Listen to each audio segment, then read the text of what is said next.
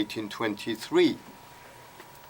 And I have had a hard time finding this survey. There are very few copies of the original survey available. And I found one in Moscow, the old Lenin library, the original Russian. The Azeris have reprinted it in 2003, and they have removed once again much of the Armenian material.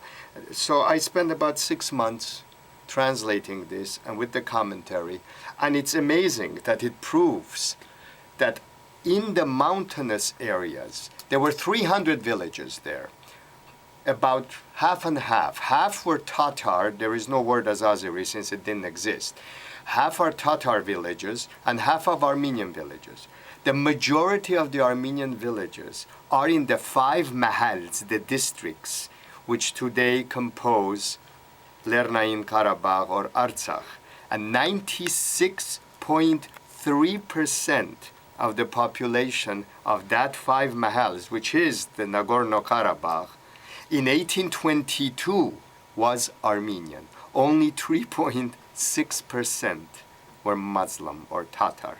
What leads scholars like you to a survey of the Russians of 1823? How does one even get a hint? How does one excavate, mine, unearth such a survey? Well, it was very difficult. We knew a survey existed. There were a few surveys done by the Russians. One was in the district of Shaki, one was in the district of Shirvan, one was in Karabakh, one was in Yerevan, one was in Nakhchivan.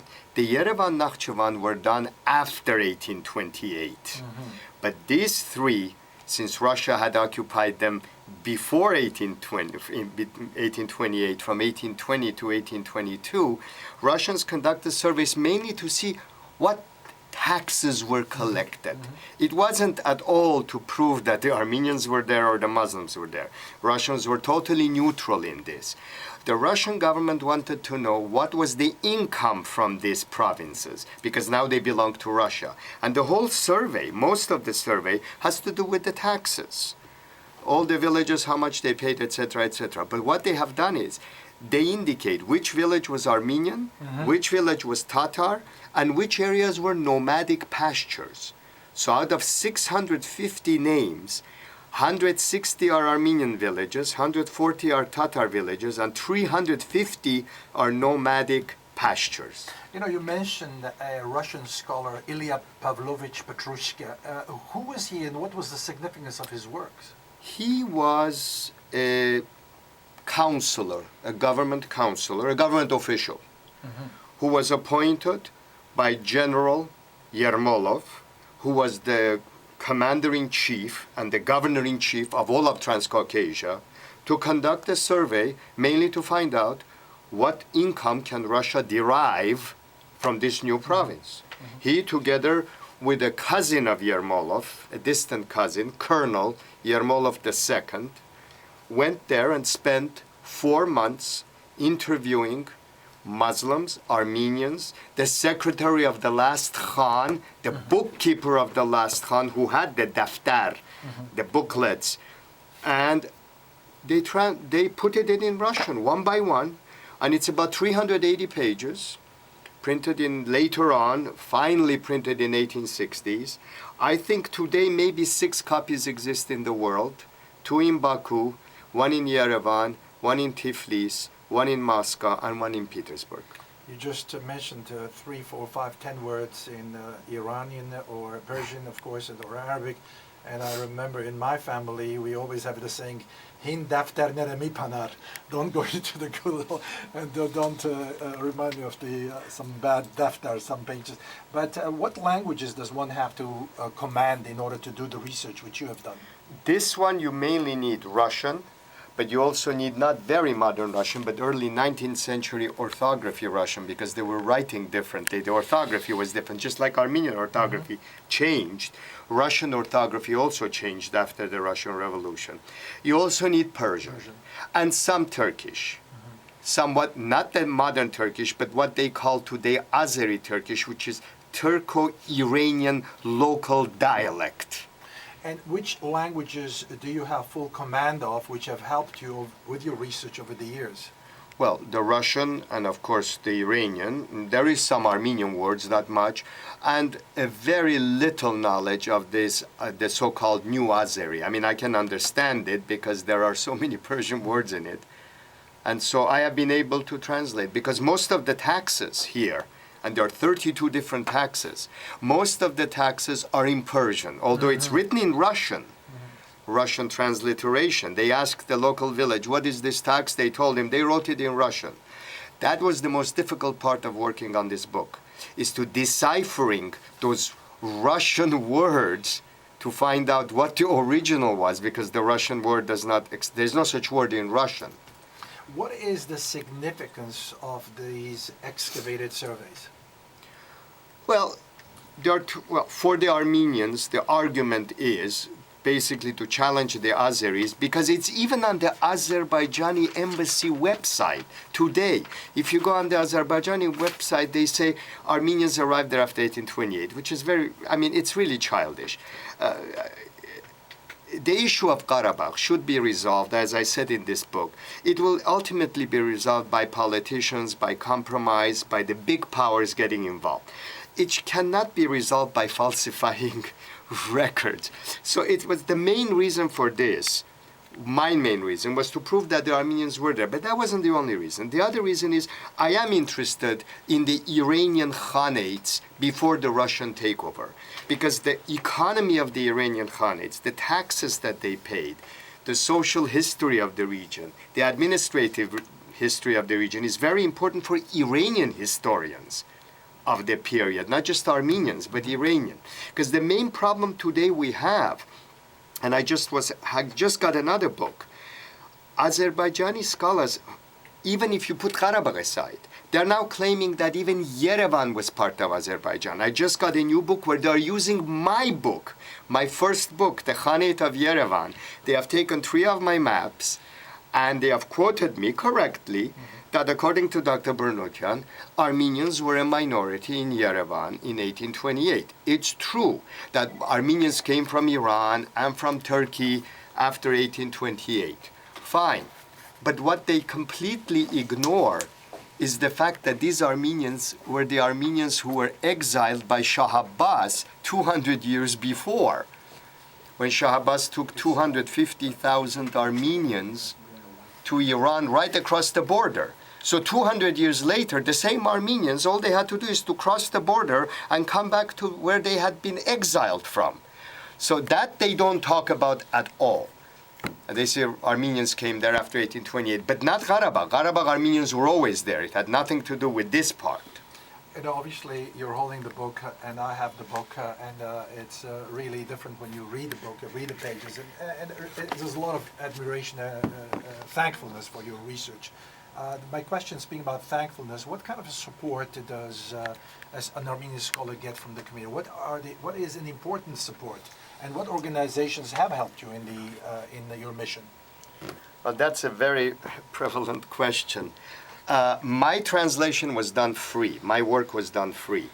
Unlike the Azeris, whose government is really helping them, and recently they published a 3-volume unbelievable work in London, selling for $275 in a slipcase called The Armenian Question in the Caucasus. That's the name of the book. That was serious. Name of the book. The Armenian Question in the Caucasus, and it was printed by the Azerbaijani Society, Azerbaijani European Society, 3 beautifully produced hardcover volumes in a slipcase, and with all the Russian documents, of course, the selected documents, yeah, of course. but with the introduction in English. All the introduction is in English. The documents are only Russian, so since most people are going to read the 3 volumes, they're going to read the introduction, and the introduction puts the Azeri pressure, and it's sponsored by the government, $275.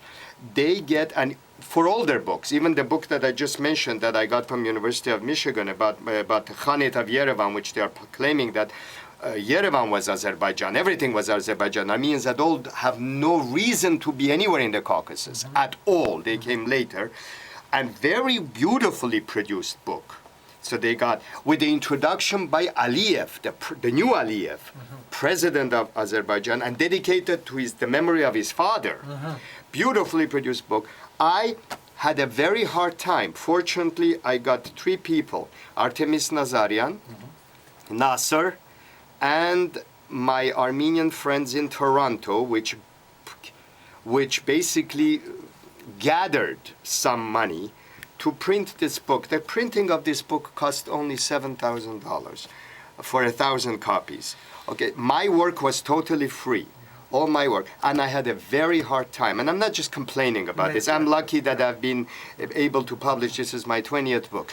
But many young Armenian scholars are suffering. For some reason, I'm hoping this audience and you and others should realize that they have to start supporting some work for Armenian writers. It could, not just historians, any Armenian artist, dancer, musician, writer, more and more. There are some of us who are very good, like Peter Balakian, who is wonderful. He doesn't need as much support. But there are others who are not as famous and who may, and I'm not talking about myself, but younger people who should be supported. I hope we will wake up, because the Azeris are getting unbelievable support. And as Florence Savakian just mentioned, the money they are spending for the UN and everything is unbelievable. Yes, they have more resources, but the Armenian diaspora is not poor. It's not poor. Let me just go back to the book you mentioned that was recently published by Azeri scholars, and you said most of the documents are in Russian and many people would read only the English. But what is the position of the scholars? Let us talk about the scholars. What is their comment? What is their reaction, their response to these writings? Well, the problem is the book, this 3-volume book was not written by scholars. This 3-volume book was put together by 5 Azeri businessmen who are in London. But what is the response of scholars to these books? So far, I'm the only one who has reviewed it. It just came out last month. I reviewed it in Ararat magazine on the web. As you know, Ararat is only coming on the web now, and it's in the recent. If anybody is interested, they can look at it. But of course, I could not review it in depth because Ararat magazine doesn't have that format. But it's in depth enough. But it's unbelievable when you look at it. It's just, you will be surprised of the quality of the work they have done. I mean, in publishing it, not the quality of the scholarly work. Yeah, definitely. It looks fantastic. I know you will be going on a book tour. Tell us where, when, and if you are in the area. This book will be presented at AGBU, I think November 17th in New York. Montreal this Thursday, November 3rd, Toronto, November 4th, Detroit, December 2nd, and Cleveland sometime in February. And there are plans to go to, I did it already. I presented it in California in the Artsakh conference in Glendale 2 weeks ago, and in the Ararat Eskijian Museum 2 weeks ago. But I'll be going back to California, to Silicon Valley, Berkeley, and other places as AGBU starts working. AGBU has taken it upon themselves, which was very nice of them, to push, to basically publicize this book, because hoping that people, even if they don't read it themselves, it's not an easy book to read. The introduction, the commentary are easily, but the rest is basically the survey of 600 villages. But to send it to representatives, send it to diplomats, send it to local libraries, sending to UN, etc. The Qarabağ representative is very happy with it. He was there. I sent him a copy. And let's see what will happen. You just mentioned the introduction, and the first few pages you had mentioned that you dedicate the book to your teachers and classmates in Iran in the 50s or 60s. Why did you do that? Well, when you have, again, it sounds like boasting, but when you have 20 books, you basically have dedicated it. I mean, my parents, my sister, my brother, my children, Rafi, Vicky Hovanesian, my professor Richard Hovanesian. I mean, there is very little left. But also, this was something important because this had to do with the education I got in Iran. Because without the knowledge of Iranian, this wouldn't have worked. So it was a kind of a thank you to the people who really taught me the intricacies of the Iranian language. It's been a pleasure talking to you. Is there anything in closing you would like to mention? In closing I'm very pleased that you have invited me, and it's very important that Armenian scholars, writers, etc. get a forum. And it's very important that Armenian Radio Hour gives us time to send this message to others so people will be able to know that such a book exists. Thank you very much. Thank you very much. It's a pleasure, Dr. Bournoutian. And once again, for those of you who would like to purchase the book, it's entitled, it's a beautiful covered book, a very, very beautiful design. The 1823 Russian survey of the Karabakh province, a primary source on the demography and economy of Karabakh in the early 19th century by our guest, Dr. George Bournoutian. How much does it cost? $45. $45. And this, we do encourage you to purchase the book and support Armenian scholars, support history, support Armenian rights, support the liberation of Karabakh, support the legality which we have to face in the international courts as we fight for justice. And also, if you would like to buy more than one book, maybe donate it to a local library and or an embassy, or you can think of friends also, but it is a very, very interesting book and very important one, a very unique book, if I may add so. You're listening to the Armenian Radio Hour of New Jersey on 89.5 FM, the radio station of Seton Hall University. Very, very soon we'll be moving to Temp Care, and Temp Care brought to